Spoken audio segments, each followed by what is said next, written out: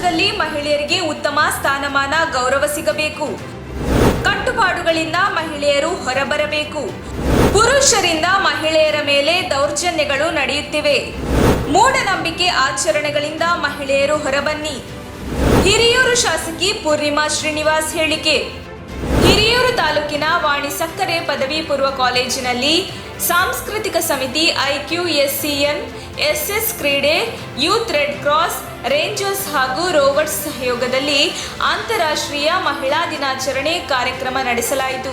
ಕಾರ್ಯಕ್ರಮದಲ್ಲಿ ಭಾಗವಹಿಸಿದ ಹಿರಿಯೂರು ತಾಲೂಕಿನ ಶಾಸಕಿ ಪೂರ್ಣಿಮಾ ಶ್ರೀನಿವಾಸ್, ಮಹಿಳಾ ದಿನಾಚರಣೆ ಕೇವಲ ಒಂದು ದಿನದ ಆಚರಣೆಯಾಗಿ ಉಳಿಯದೆ ಸಮಾಜದಲ್ಲಿ ಮಹಿಳೆಯರಿಗೆ ಉತ್ತಮ ಸ್ಥಾನಮಾನ, ಗೌರವ ಹಾಗೂ ಸ್ವಾತಂತ್ರ್ಯ ಸಿಗುವಂತಾಗಬೇಕು ಎಂದು ಹೇಳಿದರು.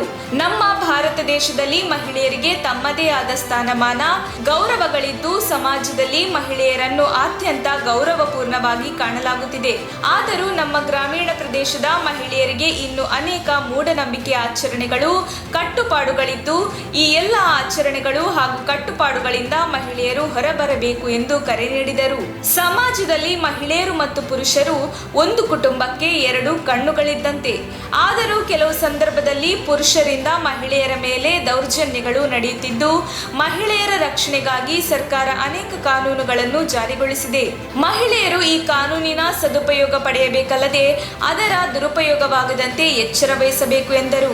ಕಾರ್ಯಕ್ರಮದ ಅಧ್ಯಕ್ಷತೆ ವಹಿಸಿದ್ದ ವಾಣಿ ಕಾಲೇಜಿನ ಪ್ರಾಂಶುಪಾಲರಾದ ಡಾಕ್ಟರ್ ಧರಣೇಂದ್ರಯ್ಯ ಮಾತನಾಡಿ, ಭಾರತೀಯರ ಭವ್ಯ ಇತಿಹಾಸ ಪರಂಪರೆಯಲ್ಲಿ ಅನಾದಿ ಕಾಲದಿಂದಲೂ ಮಹಿಳೆಯರ ಬಗ್ಗೆ ನಮ್ಮ ಸಮಾಜ ಅತ್ಯಂತ ಗೌರವ ಭಾವನೆ ಹೊಂದಿದ್ದು, ಇಂದಿನ ಆಧುನಿಕ ಜಗತ್ತಿನಲ್ಲಿ ಮಹಿಳೆಯರು ಸಾಮಾಜಿಕ, ಆರ್ಥಿಕ, ರಾಜಕೀಯ ಸೇರಿದಂತೆ ಎಲ್ಲ ಕ್ಷೇತ್ರಗಳಲ್ಲಿ ತಮ್ಮನ್ನು ಗುರುತಿಸಿಕೊಂಡು ಯಶಸ್ವಿಯಾಗಿರುವುದಕ್ಕೆ ಅಂತಾರಾಷ್ಟ್ರೀಯ ಮಹಿಳಾ ದಿನಾಚರಣೆಯಂತಹ ಜಾಗೃತಿ ಕಾರ್ಯಕ್ರಮಗಳೇ ಕಾರಣವಾಗಿದೆ ಎಂಬುದಾಗಿ ಹೇಳಿದರು. ಈ ಕಾರ್ಯಕ್ರಮದಲ್ಲಿ ಹಿರಿಯ ಪತ್ರಕರ್ತರಾದ ಪ್ರೊಫೆಸರ್ HN ನರಸಿಂಹಯ್ಯ, ನಗರಸಭೆ ಸದಸ್ಯರಾದ ಸಣ್ಣಪ್ಪ, CDC ಸದಸ್ಯರುಗಳಾದ ಕಬಡ್ಡಿ ಶ್ರೀನಿವಾಸ್, ಆನಂದ ಶೆಟ್ಟರು, ಶೋಭಾ, ದೈಹಿಕ ಶಿಕ್ಷಣ ನಿರ್ದೇಶಕರಾದ H ತಿಪ್ಪೇಸ್ವಾಮಿ, ಕನ್ನಡ ವಿಭಾಗ ಮುಖ್ಯಸ್ಥರಾದ ಪುಷ್ಪಲತಾ, ಅಧೀಕ್ಷಕರಾದ ಸೌಮ್ಯ, ರೂಪಶ್ರೀ, ಗೀತಾ, ಶಿವಲೀಲಾ, ಶ್ರೀ ಕ್ಷೇತ್ರ ಧರ್ಮಸ್ಥಳ ಗ್ರಾಮಾಭಿವೃದ್ಧಿ ಯೋಜನೆಯ ತಾಲೂಕು ಯೋಜನಾಧಿಕಾರಿ ಹರಿಪ್ರಸಾದ್ ರೈ,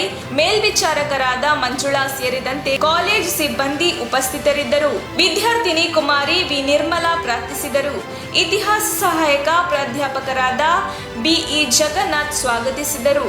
ಇತಿಹಾಸ ಸಹ ಪ್ರಾಧ್ಯಾಪಕರಾದ ಡಾಕ್ಟರ್ ಸಿದ್ದಲಿಂಗಯ್ಯ ವಂದಿಸಿದರು. ವಿದ್ಯಾರ್ಥಿನಿ ಕುಮಾರಿ ಸೃಷ್ಟಿ ಕಾರ್ಯಕ್ರಮವನ್ನು ನಿರೂಪಿಸಿದರು. ಹೆಣ್ಣು ಮಕ್ಕಳು ಎಲ್ಲ ಭಾಗಗಳಲ್ಲೂ ಸಹಿತ ತಮ್ಮ ಸಾಮರ್ಥ್ಯವನ್ನು ತೋರಿಸ್ಲಿಕ್ಕೆ ಸಾಧ್ಯ ಇದೆ ಅನ್ನೋ ರೀತಿ ಬೆಳೀತಾ ಇರುವಂಥದ್ದನ್ನು ನಾವು ಕಾಣ್ತೇವೆ.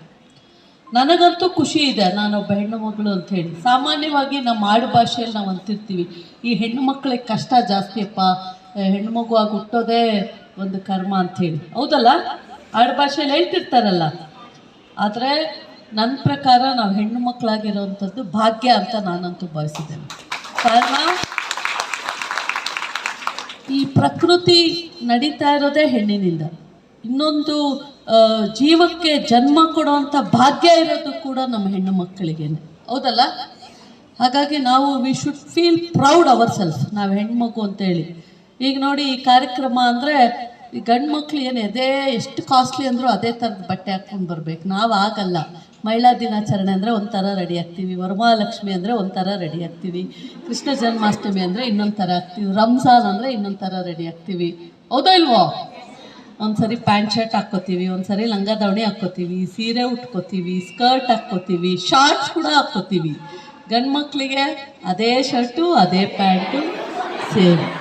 ಎಷ್ಟು ದುಡ್ಡು ಕೊಟ್ಟಿದ್ದಾರೆ ಅಂತ ಅವ್ರ ಬಟ್ಟೆನ ಕೇಳೋದು ಭಾಳ ಕಡಿಮೆ. ಕೇಳ್ತಾರ? ಕೇಳಲ್ಲ.